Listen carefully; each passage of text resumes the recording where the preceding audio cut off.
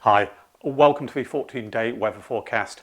What a difference a week can make. Last Tuesday it was still very mild, but this morning when I went running it was icy and I've even had to dig out my winter woolies. Now, is the chill here to stay or not? Let's see. This is the picture at 18 GMT on Tuesday the 18th.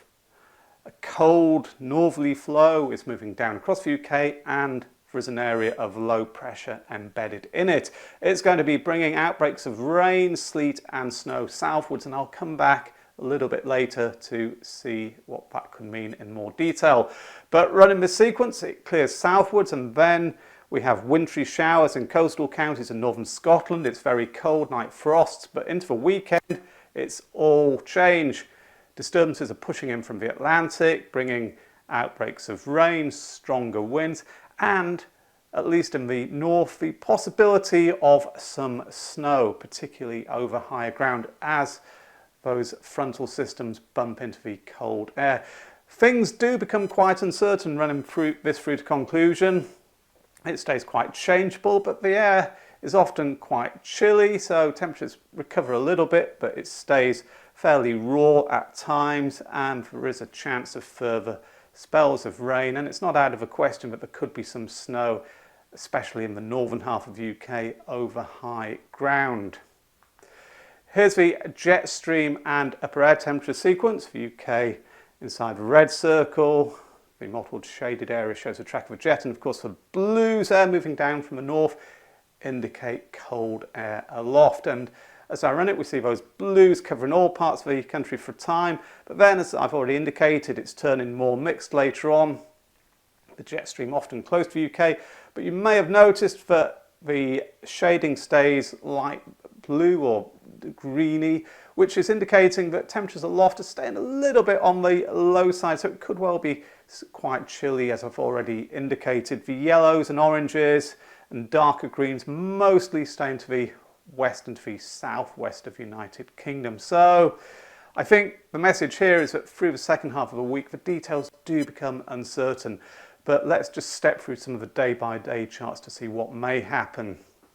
Wednesday the 19th, it's cold right across the UK, but especially so in the north. Temperatures there just struggling 1 or 2 degrees above freezing point. The Scottish Highlands, for instance, probably staying sub-zero, maybe higher parts of Pennines too, but it's the sequence on the right which some of you may have noticed because it shows precipitation through the day, wintry showers later on in coastal counties and in northern Scotland, but early on what you'll see is outbreaks of rain, sleet and snow clearing southwards. They are quite showery in nature, but there is a potential at least for some southern locations to see a few flakes. On to Thursday, wintry showers once more in coastal counties, snow showers in northern Scotland, temperatures pretty much as they were, so cold or very cold.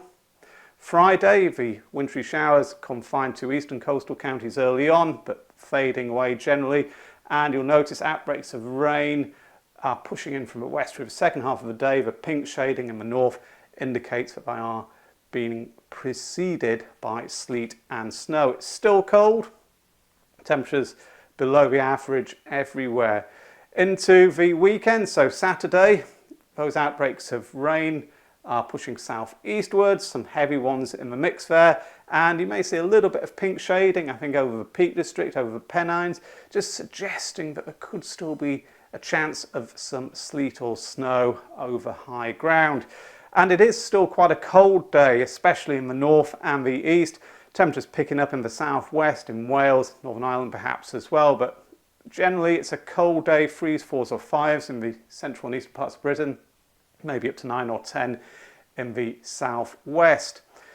In the days which follow, well, these are generated from the GFS model, Sunday and Monday. Temperatures on Sunday, according to this, closer to the average, milder in the southwest, but in central and eastern parts, perhaps still a little bit chilly. And then on Monday, it's an unsettled day with showers or longer spells of rain, and it is rain according to this. Temperatures up to about 12 degrees in the southeastern corner, but and several degrees lower in the north, but don't place much stock in these, because when I look at the deterministic models a little bit later, you'll see that there are some big differences at this range between them. Nighttime lows, sharp frost, at least in the short term. That is the message. Thursday, Friday and Saturday mornings are shown here. The one in the middle there indicates that in the Scottish Glens we could see temperatures dipping below minus 10 degrees, maybe down to minus 12 or so, and even in parts of the south, several degrees below freezing. So it is going to be the coldest period of the season so far. By Saturday, we've got those outbreaks of rain pushing in from the west, the northwest, so the frost risk is mostly confined to central and eastern areas. You can see in the far southeast where it's going for about minus 4 degrees, milder generally in the west and the northwest. So the Mogreps G temperature graph for London gives some indications of how things will be developing. It's cold through the first few days, maybe the first 4 days, maximums up to around 5 or 6 degrees. Nighttime lows are going to be dependent upon cloud cover, but as I've suggested, there is that chance of some sharp frost developing in much of the UK, even though it's not particularly evident here, down to about freezing point on a couple of nights according to this, but it is going to depend upon cloud cover. And of course, once you get into rural areas, those temperatures will be lower. But it's towards the end of the week that the uncertainty grows, the lines start to diverge, the spread of solutions therefore is increasing, different runs of the model are going for different outcomes. Nonetheless, even later on, there isn't anything according to this going above 10 degrees, so it's probably staying on the chilly side even as we head towards the end of the first week. The mean surface level pressure graph for London through the same period, using the Mogreps G once more, shows pressure dipping initially as that area of low pressure moves down, and then rises steadily, and then it's dipping once more, but the spread is growing, just once more highlighting that increasing uncertainty. While I mentioned the risk of snow through Tuesday night and into Wednesday, let's just take a look at some of these snow depth charts to analyse it a little bit further. These two are generated from the UKV and ICON EU model, so they are quite high resolution, particularly the UKV one on the left. What you can see is that at 06 GMT on Wednesday, the snow accumulations are more or less confined to northern Wales and the northern half of the UK, a little bit there in Northern Ireland. So, but generally northern Britain, so the Pennines and the Scottish Mountains. The icon chart on the right is showing something similar.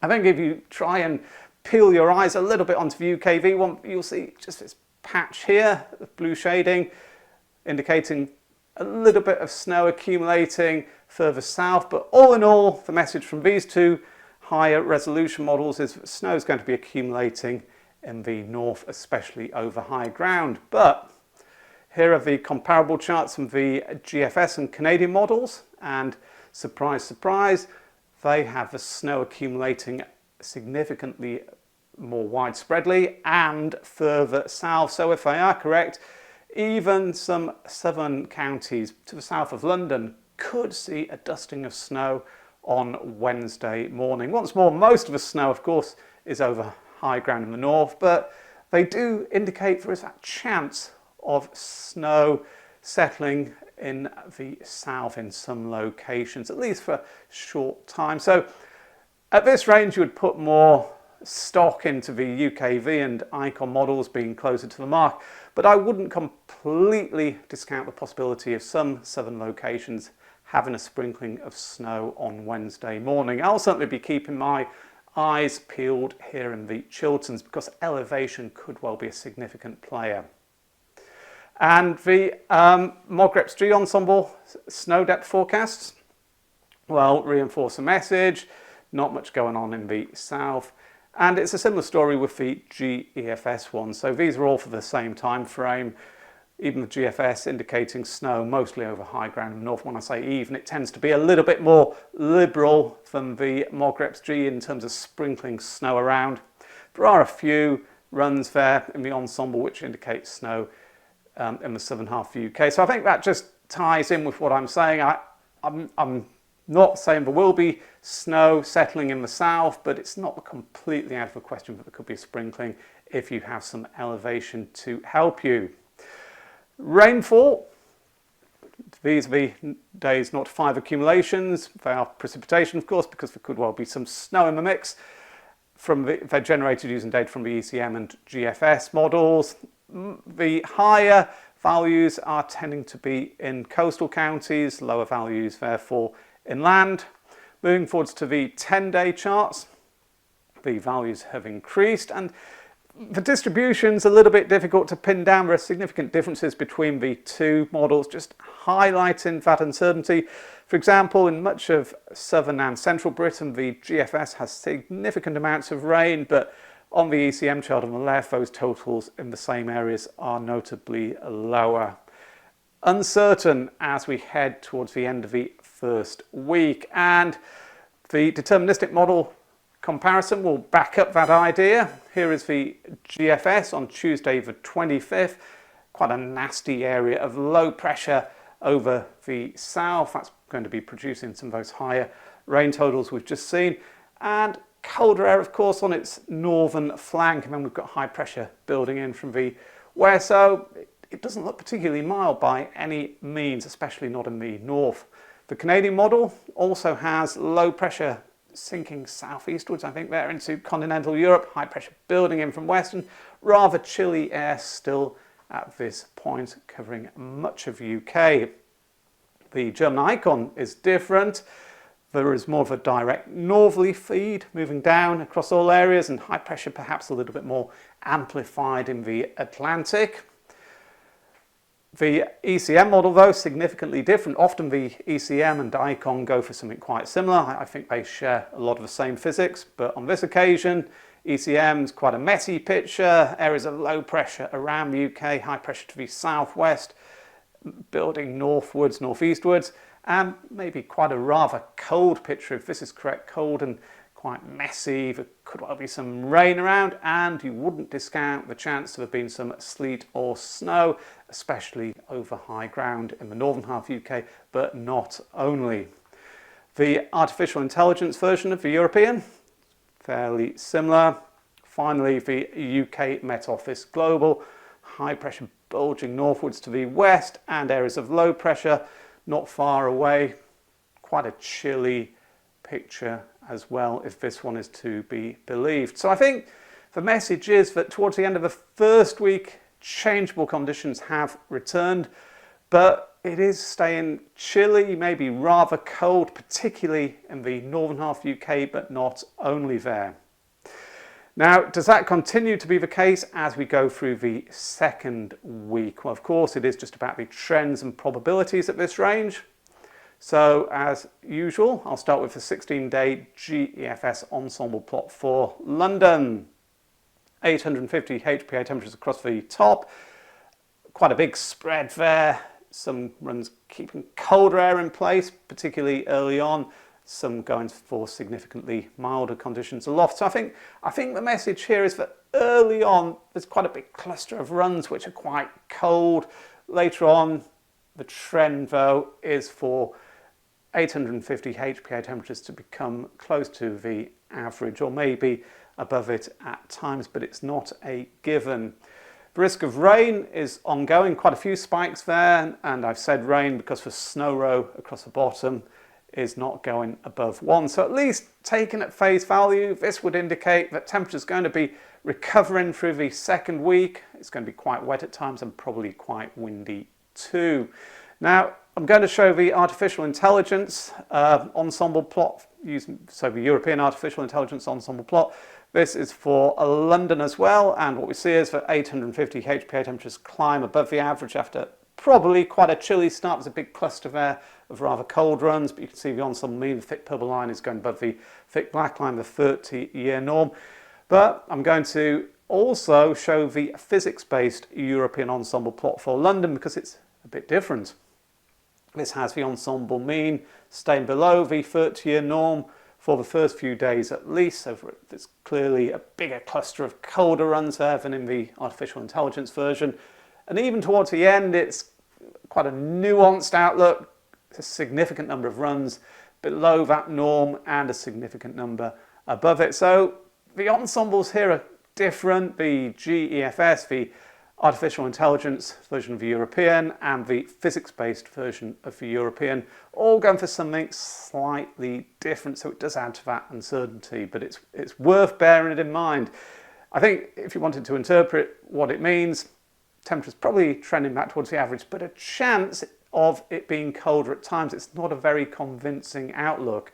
Now, these are the 2-metre temperatures for London using the GEFS data. So the previous temperatures were about 1,500 metres aloft to give an indication of the air mass. These are ones which we can expect to experience if the GEFS is correct.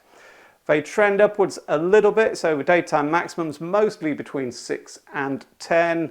The nighttime lows also trending upwards. The amount of dark green in these columns is reducing, the amount of light green is increasing, so dark greens are overnight lows of between 1 and 5. If this is right, temperatures often close to the average, perhaps colder at times, and the chance, if skies clear, for frost, at least ground frost, to develop. Up to Manchester, using the GEFS now, temperatures at the 850 HPA level, close to the average through this second week. Quite a few spikes there, so the ongoing risk of rain. And even further north here, the chance of snow is very low according to the GEFS, just the snow road climbing to a maximum of 2 out of 33. The 2-metre temperature data tables for Manchester, similar trends to London, 6 to 10s through the days. The overnight lows show that rising trend as well, the amount of light green increasing, but a little bit colder than the London data table was. Finally, up to Glasgow, close to average at the upper air level as well, a significant number of runs above that thick black line, a significant below it, and it's a wet picture, and the snow row here only goes up to 4. So it's also suggesting a low chance of snow in the northwest. I'm a little bit underwhelmed by some of this output when compared with the European ensemble, which I showed earlier. I think the GEFS on this occasion may be going for a slightly milder picture than is likely, but of course we'll see, and I'll incorporate that into my summary. The 2-metre temperatures for Glasgow, they are rising, if this is right. Lots of light green in the columns by the middle part of the second week. The amount of dark green therefore reducing. The nighttime lows as well, trending upwards. The amount of blue, those are runs going for below 0, becomes less as we go through the second week. Rainfall. The ECM probability charts here show the percentage chance of 5 or more millimetres of rainfall on the first 3 days of the second week. Fairly low in inland areas on the first day. You can see the light blue shade and the white shade indicating between 0 and 20%. It's a greater possibility though in coastal counties. The middle and right charts would suggest the likelihood of significant amounts of rain is increasing. Then forwards to the next 3 days, the general trends here are quite similar. Wettest in the west and the northwest, which would suggest at least that the weather's going to be coming in from the Atlantic disturbances, dropping most of their rain in the western half of the UK and then progressively less as they head eastwards. But difficult to draw too many conclusions. Does the mean surface level pressure data table for York help? Jumping back to the GEFS, the yellows are in the majority to start off with. Those runs going for between 1,011 to 1,025 millibars. Maybe the pressure patterns are full. The pressure is dipping a little bit through the first half of the second week. There's an increasing amount of green and blue. Blue is used to indicate runs going for strongly low pressure dominated scenarios, but towards the very end, if anything, the amount of orange is growing once more. Those are strongly high pressure dominated scenarios, and it's quite a It's a very uncertain picture by this point because there is still a fair amount of blue, quite a lot of green, yellow and orange. It's a bit of a pick and mix this week. There isn't a strong signal as we head towards the end of the second week. The mean surface level pressure snapshot chart from the GEFS for Friday the 28th would point towards a fairly flat west or southwesterly flow with low pressure anchored to the northwest, very much textbook, low pressure between Scotland and Iceland. High pressure to the southwest, of course, over the Azores. The European mean surface level pressure chart, though, for the same time is a bit more wavy and blues there closer to the east, maybe suggesting that we could be seeing some colder conditions at times. There's just this hint of low pressure areas tracking further south and maybe some colder air being pulled back in on their northern and western flanks. But that's very speculative indeed. But I'll try and summarise. Week 1, it starts cold with rain, sleet and snow clearing southwards. Even some southern locations could see a few flakes of snow before the drier conditions return. It's wintry showers in north and east facing coastal counties with sharp nighttime frosts. But into the weekend and more changeable conditions start returning. Snow mostly over northern hills, not necessarily exclusively, but rain is definitely a lot more likely elsewhere. It stays rather chilly, but temperatures pick up at least a little bit, particularly in the south and the southeast. Week 2, changeable on the whole, with showers or longer spells of rain and windy periods.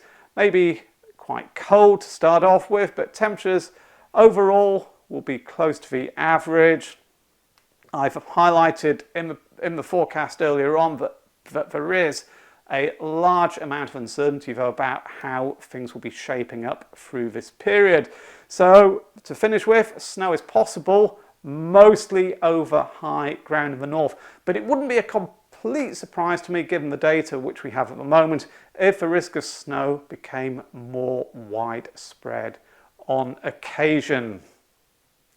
So there we have it, a wintry start, and then forecast confidence quickly decreases. It does certainly look as though it's going to be turning more changeable, but there are some suggestions that at least through the early part of that changeable period it could still be quite cold. It's not going to be, at least to begin with, a default southwesterly flow bringing back very mild air. And then as we head through the second week, at least the second half of it, well, various outcomes are very, very possible. On the whole, it looks like it's going to be close to average temperatures, maybe slightly above by the end of the second week, but it's far from certain.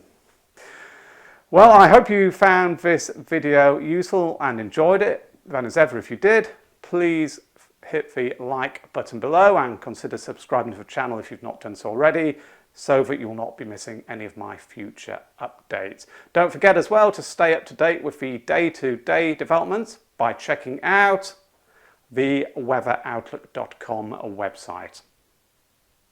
Thanks very much now. Bye.